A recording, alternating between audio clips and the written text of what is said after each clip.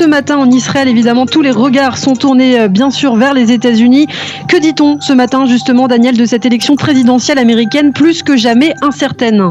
Eh bien, Ilana, cette incertitude est palpable en Israël où l'on suit bien entendu de très près les résultats de ces élections, bien que le Premier ministre Benjamin Netanyahou se soit montré très prudent au cours des derniers jours.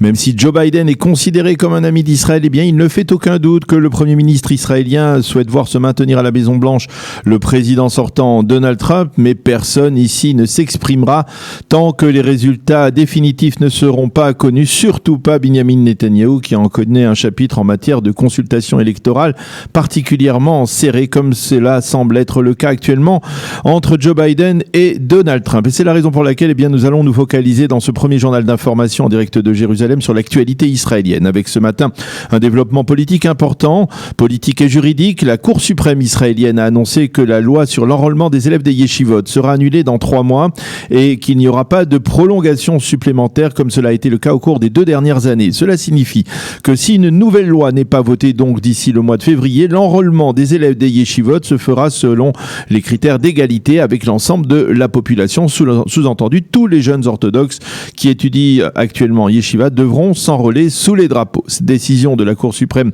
a été saluée durant la nuit par le leader du parti laïque Yesh Atid, Yair Lapid, qui a déclaré: le gouvernement Netanyahou évite de mettre en application cette loi sur l'enrôlement depuis 5 ans. Il est temps de restaurer l'égalité dans le fardeau sécuritaire.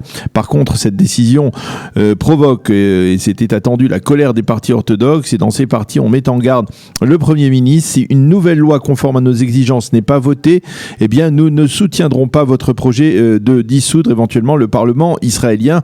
Un nouveau casse-tête donc pour le Premier ministre qui n'avait certainement pas besoin de cela et qui risque donc de brouiller les cartes dans l'échiquier politique israélien. Il faut rappeler que la loi sur l'enrôlement des élèves des yeshivot a été à l'origine de la crise politique qui a débuté en novembre 2018 et qui s'est poursuivie pendant 18 mois avec 3 élections législatives.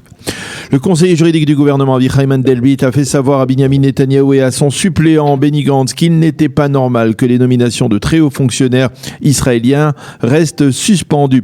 Le conseiller Mandelblit avait affirmé il y a 2 jours que le Premier ministre ne pouvait pas s'immiscer dans la procédure de nomination du patron de la police, du procureur général et du patron de l'administration pénitentiaire, mais il estime qu'il est indispensable de nommer des personnalités à ces postes particulièrement importants. Face à cela, Benny Gantz a demandé au ministre de la Justice, Avi Nissan-Koren, de son propre parti bleu-blanc, d'accélérer la procédure de nomination du procureur général.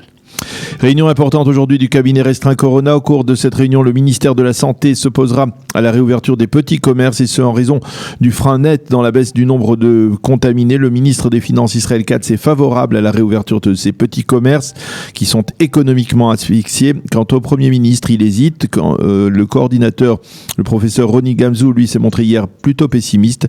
La contamination en Israël est 10 fois supérieure au nombre de diagnostiqués positifs, ce qui signifie que beaucoup d'Israéliens sont porteurs du virus sans le savoir, mais ne vont pas se faire tester. La commission interministérielle Corona doit également débattre de l'instauration de restrictions sur 8 localités israéliennes dans lesquelles le taux de contamination a augmenté.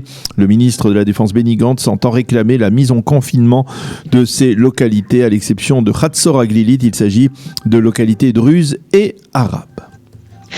Et puis, Daniel, pour terminer, une bonne nouvelle sur le plan diplomatique.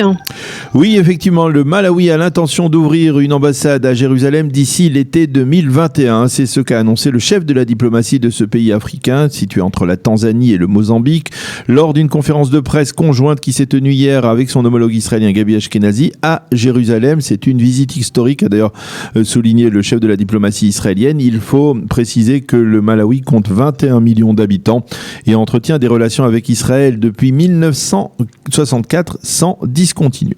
La météo pour terminer, retour de la pluie, baisse sensible des températures. Il fera aujourd'hui 17 degrés seulement à Jérusalem, 21 à Tel Aviv et 29 degrés à Eilat. C'est la fin de ce premier journal d'information sur Studio Qualité.